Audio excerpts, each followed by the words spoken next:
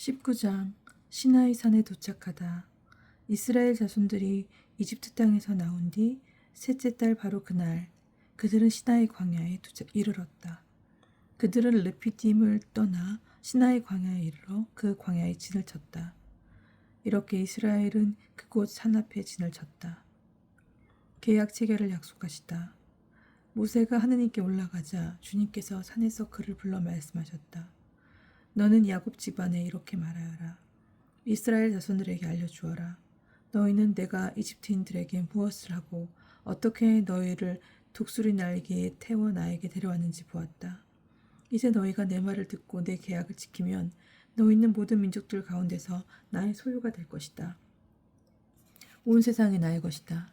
그리고 너희는 나에게 사제들의 나라가 되고 거룩한 민족이 될 것이다. 이것이 내가 이스라엘인들에게 알려줄 말이다. 모세가 돌아와 백성의 원로들을 불러 주님께서 분부하신 이 모든 말씀을 전하였다. 그러자 백성이 다 함께 주님께서 이르신 모든 것을 우리가 실천하겠습니다 하고 대답하였다. 모세는 백성의 말을 주님께 그대로 아뢰었다. 계약 체결을 준비하다. 주님께서 모세에게 말씀하셨다. 이제 내가 짙은 구름 속에서 너에게 다가가겠다. 그러면 내가 너와 말하는 것을 백성이 듣고 너를 언제까지나 믿게 될 것이다. 모세가 백성의 말을 주님께 그대로 전해드리자 주님께서 모세에게 말씀하셨다. 백성에게 가거라. 오늘과 내일 그들을 정결케 하고 옷을 빨아 셋째 날을 준비하게 하여라. 바로 이 셋째 날에 온 백성이 보는 앞에서 주님이 시나이 산에 내릴 것이다. 그리고 백성에게 경계를 두루 정하여 주고 이렇게 일러라. 산에 오르지도 말고 산자락을 건드리지도 마라. 산을 건드리는 자는 누구든 죽음을 면치 못할 것이다.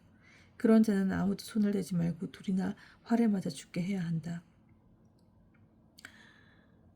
짐승이든 사람이든 아무도 살아남지 못한다. 순양, 뿔, 나팔 소리가 길게 울리거든 백성을 산으로 올라오게 하여라. 모세는 산에서 백성에게 내려왔다. 그는 백성을 성결케 하고 그들은 자기들의 옷을 빨았다. 그는 백성에게 셋째 날을 준비하고 여자를 가까이 하지 마라 하고 말하였다. 하느님께서 시나이 산에 나타나시다. 셋째 날 아침 우레소리와 함께 번개가 치고 짙은 구름이 산을 덮은 가운데 뿔나팔 소리가 크게 울려 퍼지자 진영에 있던 백성이 모두 떨었다. 하느님을 만날 수 있도록 모세가 백성을 진영에서 데리고 나오자 그들은 산기슭에 섰다. 그때 시나이 산은 온통 연기가 자욱하였다. 주님께서 불 속에서 그 위로 내려오셨기 때문이다. 마치 가마에서 나오는 것처럼 연기가 솟아오르며 산 전체가 심하게 뒤흔들렸다. 뿔나팔 소리가 점점 크게 울려 퍼지는 가운데 모세가 말씀을 아뢰자 하느님께서 우레 소리로 대답하셨다. 주님께서는 시나이 산 위로 그 산 봉우리로 내려오셨다. 그런 다음 주님께서 모세를 그 산 봉우리로 부르시니 모세가 올라갔다. 주님께서 모세에게 말씀하셨다. 너는 내려가서 백성에게 주님을 보려고 밀려들다 많은 이들이 죽는 일이 없게 경고하여라. 주님에게 가까이 오는 사제들도 자신을 성결하게 해야 한다. 그렇게 하지 않으면 주님이 그들을 내려칠 것이다. 모세가 주님께 대답하였다. 산의 경계를 정하여 그곳을 성별하여라 하고 주님께서 저희에게 경고하셨기 때문에 백성은 시나이 산으로 올라올 수 없습니다. 그러자 주님께서 그에게 말씀하셨다. 내려가서 아론과 함께 올라오너라. 그러나 사제들이나 백성이 주님에게 올라오려고 밀려들어서는 안 된다. 그러면 주님이 그들을 내려칠 것이다. 모세는 백성에게 내려가 말하였다. 20장 십계명. 그때 하느님께서 이 모든 말씀을 하셨다. 나는 너를 이집트 땅 종살이 하던 집에서 이끌어낸 주 너의 하느님이다. 너에게는 나 말고 다른 신이 있어서는 안 된다. 너는 위로 하늘에 있는 것이든 아래로 땅 위에 있는 것이든 땅 아래로 물속에 있는 것이든 그 모습을 본뜬 어떤 신상도 만들어서는 안 된다. 너는 그것들을 경배하거나 그것들을 섬기지 못한다. 주 너의 하느님인 나는 질투하는 하느님이다. 나를 미워하는 자들에게는 조상들의 죄악을 3대 4대 자손들에게까지 갚는다. 그러나 나를 사랑하고 내 계명을 지키는 이들에게는 1000대 이르기까지 자애를 베푼다. 주 너의 하느님의 이름을 부당하게 불러서는 안 된다. 주님은 자기 이름을 부당하게 부르는 자를 벌하지 않은 채 내버려 두지 않는다. 안식일을 기억하여 거룩하게 지켜라. 엿새 동안 일하면서 내 할 일을 다 하여라. 그러나 이튿날은 주 너의 하느님을 위한 안식일이다. 그날 너와 너의 아들과 딸, 너의 남종과 여종, 그리고 너의 집짐승과 내 동네에 사는 이방인은 그 어떤 일을 해서도 안 된다. 이는 주님이 엿새 동안 하늘과 땅과 바다와 그 안에 있는 모든 것을 만들었고 이튿날에는 쉬었기 때문이다. 그러므로 주님이 안식일에 강복하고 그날을 거룩하게 한 것이다. 아버지와 어머니를 공경하여라. 그러면 너는 주 하나님이 너에게 주는 땅에서 오래 살 것이다. 살인해서는 안 된다. 간음해서는 안 된다. 도둑질해서는 안 된다. 이웃에게 불리한 거짓 증언을 해서는 안 된다. 이웃의 집을 탐내서는 안 된다. 이웃의 아내나 남종이나 여종, 소나 나귀 할 것 없이 이웃의 소유는 무엇이든 탐내서는 안 된다. 백성이 모세의 중계를 요청하다. 온 백성은 우레소리와 불길과 뿔나팔 소리와 연기에 쌓인 산을 보고 있었다. 백성은 그것을 보고 떨면서 멀찍이 서 있었다. 그들이 모세에게 말하였다. 우리에게 당신이 말해 주십시오. 우리가 듣겠습니다. 하느님께서 직접 우리에게 말씀하시지 않도록 해주십시오. 그랬다가는 우리가 죽습니다. 그러자 모세가 백성에게 말하였다. 두려워하지들 말아라. 하느님께서는 너희를 시험하시려고 그리고 너희가 그분을 경외하는 마음을 지녀 죄짓지 않게 하시려고 오신 것이다. 백성은 멀찍이 서 있었고 모세는 하느님께서 계시는 먹구름 쪽으로 가까이 갔다. 계약의 책, 제단에 관한 법. 주님께서 모세에게 말씀하셨다. 이스라엘 자손들에게 이렇게 말하여라. 너희는 내가 하늘에서 너희와 함께 이야기하는 것을 보았다. 너희는 내 곁에 아무것도 만들어 두어서는 안 된다. 너희는 자신들을 위하여 은으로 신들을 만들어서도 금으로 신들을 만들어서도 안 된다. 너희는 나를 위하여 흙으로 제단을 만들어 그 위에서 너희의 번제물과 친교제물 그리고 양과 소를 바쳐라. 내가 나의 이름을 기억하여 예배하게 하는 곳이면 어디든지 가서 너희에게 강복하겠다. 너희가 나를 위하여 돌로 제단을 만들려거든 다듬은 돌로 쌓아서는 안 된다. 너희가 정을 대면 제단이 부정하게 된다. 그리고 너희는 층계로 내 제단에 올라가서는 안 된다. 제단 앞에서 너희 알몸을 드러나지 않게 하려는 것이다. 종에 관한 법 21장. 이것이 내가 그들 앞에 세워 놓아야 할 법이다. 너희가 히브리인을 종으로 샀을 경우 그는 6해 동안 종살이하고 7째 해에는 대가 없이 자유로운 몸으로 풀려나간다. 그가 홀몸으로 들어왔으면 홀몸으로 나가고 아내를 데리고 왔으면 아내도 그와 함께 나간다. 주인이 그에게 아내를 얻어주어 그 아내가 그에게 아들이나 딸을 낳아주었으면 그 아내와 자식들은 주인 차지가 되고 그는 홀몸으로 나간다. 그러나 그는 나는 주인과 내 아내와 아들들을 사랑하기 때문에 자유로운 몸으로 나가지 않겠습니다 하고 선언하면 주인은 그를 하느님께 데리고 가서 문짝이나 문설주에 다가가 세우고 그의 귀를 송곳으로 뚫는다. 그러면 그는 종신토록 그의 종이 된다. 어떤 사람이 자기 딸을 여종으로 팔았을 경우 이 여종은 남종들이 풀려 나가듯 나가지는 못한다. 주인이 데리고 살려 했는데 눈에 들지 않으면 그 여자를 되팔아야 한다. 그러나 주인이 그 여자를 부당하게 대하였으므로 그는 이민족에게 팔 권리는 없다. 그 여자를 자기 아들에게 주려고 샀으면 딸들에게 해주는 법대로 그 여자를 대해야 한다. 주인이 다른 여자를 맞아들이더라도 첫 여자의 양식과 의복 그리고 부부관계를 줄여서는 안 된다. 주인이 그에게 이 3가지를 다하지 않을 경우 그 여자는 값을 치르지 않고 대가 없이 풀려나간다. 폭력에 관한 법. 사람을 때려 죽인 자는 사형을 받아야 한다.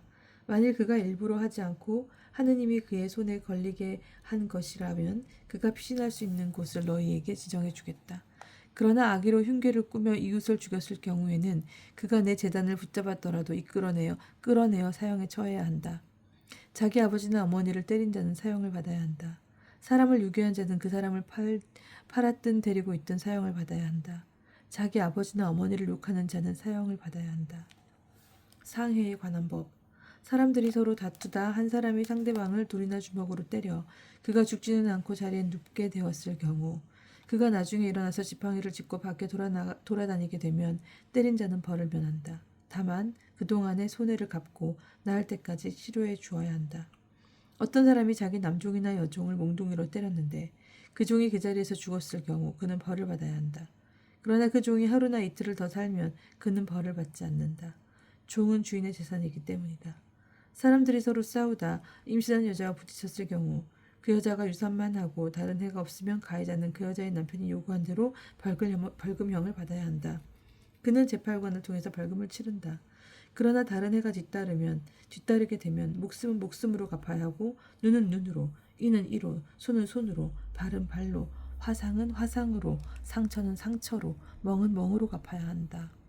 어떤 사람이 자기 남종의 눈이나 여종의 눈을 때려 상하게 하였을 경우 눈 대신 그를 자유로운 몸으로 내보내야 한다.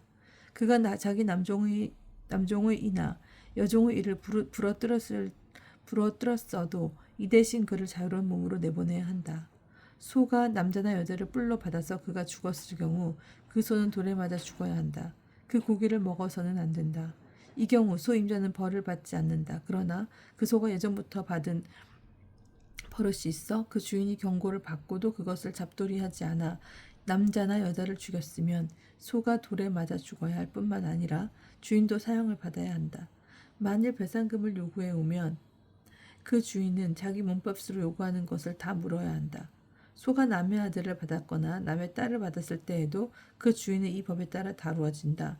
소가 남의 남종이나 여종을 받았으면 그 주인에게 은 33개를 갚아야 하고 소는 돌에 맞아 죽어야 한다.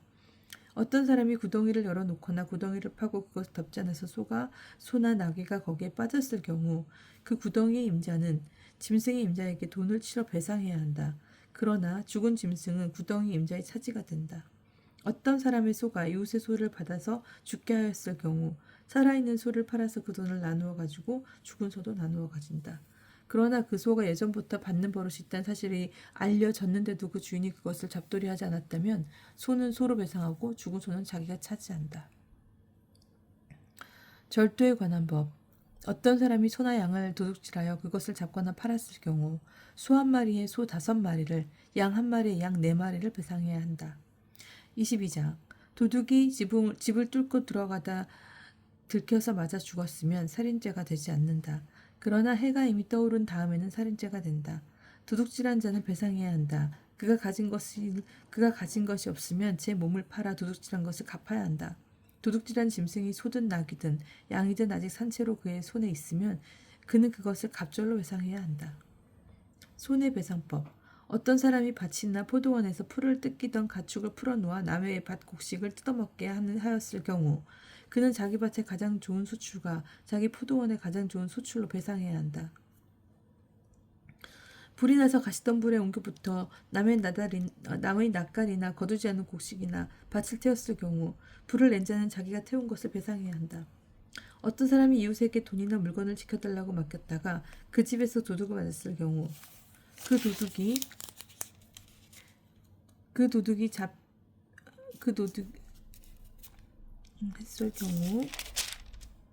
그 도둑이 잡히면 도둑은 그것을 갑절로 배상해야 한다. 그러나 도둑이 잡히지 않으면 그 집 주인이 이웃의 물품에 손을 대지 않았는지 밝기로 하느님께 나가야 한다.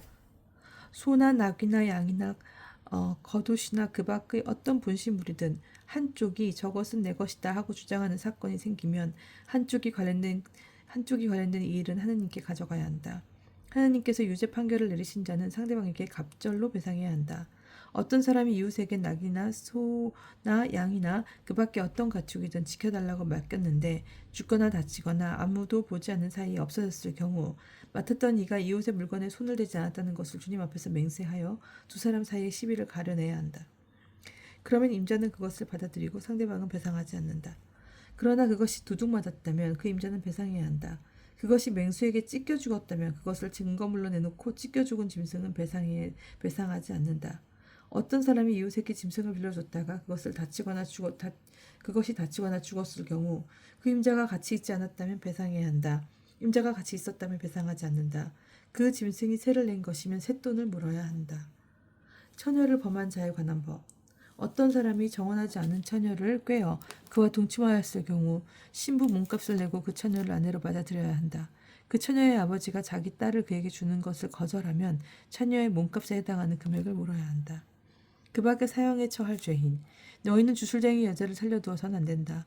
짐승과 교접하는 자는 누구든 사형을 받아야 한다. 주님 말고 다른 신들에게 제사를 지내는 자는 처형되어야 한다.